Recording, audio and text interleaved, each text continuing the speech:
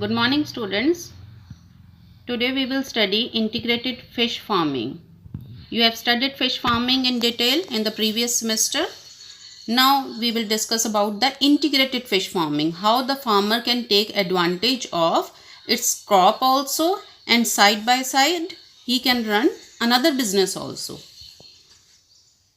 What is exactly integrated fish farming? When the fish farming is practiced along with other systems of crop or animal production, it is called as integrated farming. Firstly, it was originated in China and then it was introduced into the various parts of the world. It is based on the principle that an output from one subsystem becomes the input of other subsystem. That means it recycles the waste. It also focuses on the improvement of space utilization. Suppose there is some side by land which is just lying unoccupied, or it is not of any value, so it can be utilized in a better way and for earning some business and profit. So there are the various advantages of integrated farming. Like, it is a stable and higher farm productivity because there will be double income for the farmer. The farm family will have better diet because they will have the better income, and the more income will get a more profit for the farmer, and there will be more employment opportunities. And the main thing is that it will be eco-friendly because the waste will not be just thrown away. It will be utilized by the other subsystem. So there is optimum resource management in that particular area or farm. So the main types of integrated fish farming are, it can be crop based or pond based. The crop based is when the farmer is using it along with the agriculture, the aquaculture is practiced. The agriculture, aquaculture as well as some birds are also there, like you can say ducks or poultry. Then the agriculture, aquaculture, birds and livestock. The crops are also there. Aquaculture he is getting from the fishes. Then the birds are also there like the ducks, and the livestock like the buffalo and the sheep are also there in the farm. So there will be too much income for the farmer, and each and every inch will be utilized. Then there will be pond based. It can be pond based, the aquaculture and agriculture. Aquaculture, agriculture and birds, and the aquaculture, agriculture, livestock as well as birds. So the mainly first we will discuss the poultry and fish farming, because there are only few types are there in your syllabus. So we will restrict ourselves. In the poultry and fish farming, the most popular it was there in Indonesia and Thailand. The chicken manure is known to be very efficient fertilizer for the fish ponds, and it is having nitrogen up to 2%, phosphorus 1.25%, and the potassium is 0.75%. Both the layer and broiler varieties can be raised. You know what a layer, for which we are using them for the eggs purpose, and the broiler are those for which we are getting it for the meat purpose. So there can be battery type of poultry system which is installed on the side of the pond. The farmer is getting the fishes from the pond and the poultry is there on the side of the pond. The usual space for each bird in the poultry is allotted as 30 into 30 into 40 centimeters. So what is the advantage? The droppings underneath in the poultry are collected in the trays and then it is mixed in the pond. So it will act as a fertilizer for the pond, and the fishes will get the fry and the fingerlings will get their diet.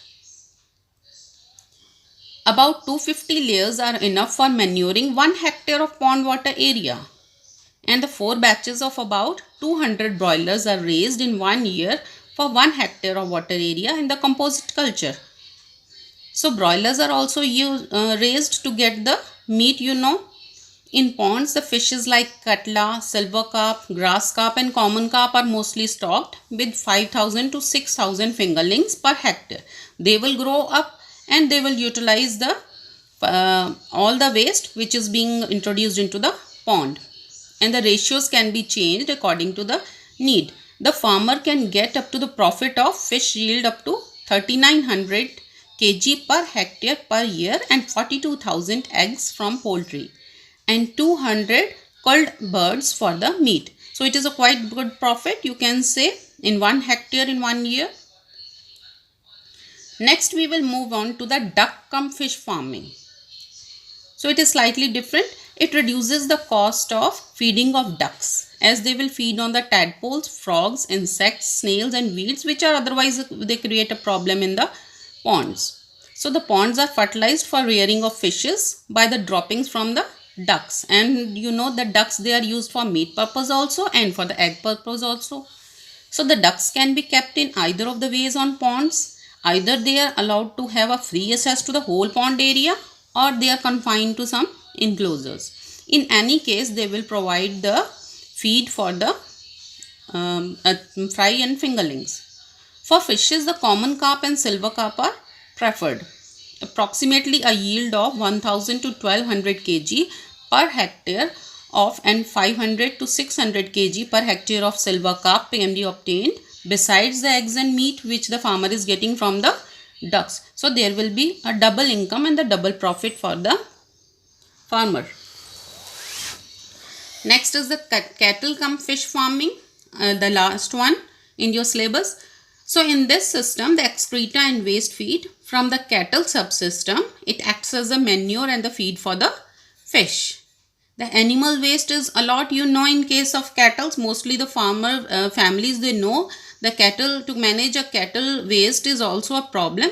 So we can utilize it for another subsystem. The animal waste and the waste feeds particles which enter the food web of the pond ecosystem, they can be utilized in the several ways, as that can be used as a source of nutrients required for primary production and as nutrients and organic substrate for the heterotrophic microorganisms, which I have told you that will act as a feed for the fish directly or by the invertebrate fish food organisms, or they can be directly consumed by the fish. So this will reduce the cost of feeding the fish and the farmer will have a better profit.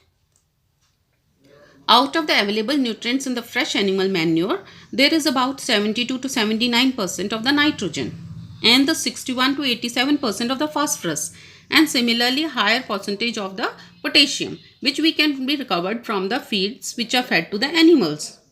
So the cow sheds can be constructed on the embankment of the fish farm or near the fish farm. The cow sheds can be constructed. When they are constructed, the outlet of the shed is connected to the pond so that we can just flush out all the wastes into the pond, and the species of cattle can be raised for the purpose of milk and beef both. The cattle farming can save more fertilizers, they will cut down the fish feeds and increase the income from the milk for the farmer. So it not only earns the money but can also supply the fish, meat, milk and the beef to the market.